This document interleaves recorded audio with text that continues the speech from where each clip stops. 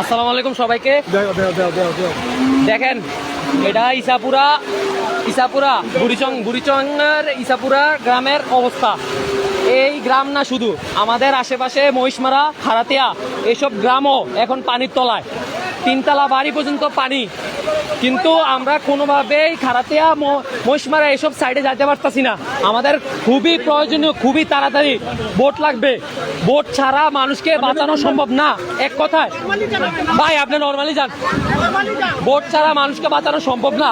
আপনারা যেভাবে পারেন, যেখান থেকে পারেন, জলদি যত দ্রুত সম্ভব ইসাপুরা, খারাতিয়া, মহিষমারা এসব জায়গায় যত দ্রুত সম্ভব ভলেন্টিয়ার পাঠান, বোট পাঠান, ভলেন্টিয়ার পাঠান, লাইফ জ্যাকেট পাঠান, না হলে মানুষকে বাঁচানো সম্ভব না।